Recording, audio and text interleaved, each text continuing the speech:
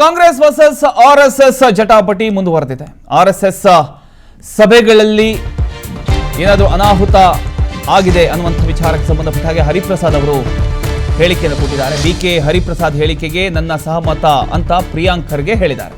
RSS ಸಮಾವೇಶಗಳಲ್ಲಿ ಆ ಒಂದು ಸಮಾವೇಶಗಳು ಆದಂಥ ಸಂದರ್ಭದಲ್ಲಿ ನಡೆದಿರೋದಕ್ಕೆ ಇತಿಹಾಸ ಇದೆಯಲ್ಲ, ಎಲ್ಲವೂ ಸಾಕ್ಷ್ಯಗಳ ಆಧಾರವೇ ಅಲ್ವೇ ಅಂತ ಗೃಹ ಸಚಿವ ಪ್ರಿಯಾಂಕ್ ಖರ್ಗೆ ಅವರು ಹೇಳಿದ್ದಾರೆ.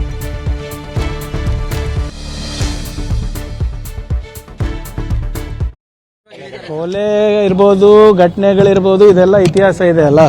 ಆ್ಯಂಡ್ ಎಲ್ಲಾನು ಎವಿಡೆನ್ಸ್ ಬೇಸ್ಡ್ ಅಲ್ಲ ಸರ್.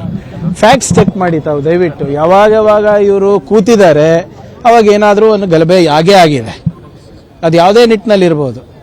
There is nothing. ಈಗ ನನ್ನ ಹತ್ರನೂ ಕೆಲವು ಮಾಹಿತಿ ಬಂದಿದೆ ಇಂಟೆಲಿಜೆನ್ಸಿಂದ, ಸೂಕ್ತ ಸಮಯದಲ್ಲಿ ಹೇಳ್ತೀನಿ, ಇವಾಗಲ್ಲ.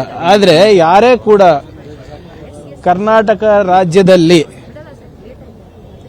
ಸಮಾಜದಲ್ಲಿ ಏನಾದರೂ ಗಲಾಟೆ ಉಂಟು ಮಾಡೋದಾಗಲಿ, ಶಾಂತಿಯನ್ನು ಕದಲೋದಾಗಲಿ ಮಾಡಿದ್ರೆ ಗೃಹ ಇಲಾಖೆ ಸುಮ್ಮನೆ ಕೂತ್ಕೊಳ್ಳೋದಿಲ್ಲ. ಅದು ಯಾವುದೇ ಸಂಘಟನೆ ಇರ್ಬೋದು, ಯಾವ ಸಮಾಜದ ಸಂಘಟನೆನೂ ಇರ್ಬೋದು.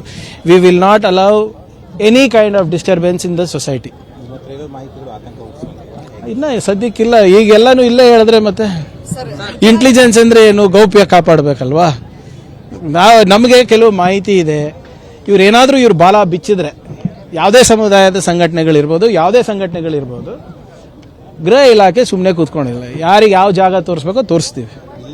ಕರ್ನಾಟಕದಲ್ಲಿ ಹಿರಿಯ ಆರ್ಎಸ್ಎಸ್ ನಾಯಕರೆಲ್ಲ ಬಂದಿದ್ದಾರೆ. ನೋಂದಣಿಗೆ ಸಂಬಂಧಪಟ್ಟಂಗೆ ಏನಾದರೂ ಸಂದೇಶ? ನನಗೆ ಗೊತ್ತಿಲ್ಲ, ಅವ್ರಿಗೆ ಹೇಳ್ಬೇಕಲ್ಲ. ಫಸ್ಟ್ ರಾಮ ಮಂದಿರ ಬಗ್ಗೆ ಸಂದೇಶ ಕೊಡಲಿ ಅವರು.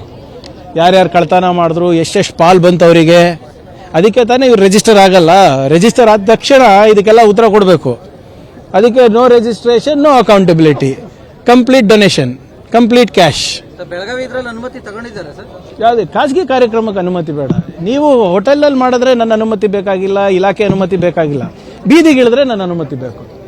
ಬೀದಿಗಿಳಿದ್ರೆ ನಿಮಗೇನು ಕಾನೂನು ಇರುತ್ತೋ ಅನ್ವಯಿಸ್ತದೋ ಅದೇ ಅವರಿಗೂ ಅನ್ವಯಿಸ್ತದೆ.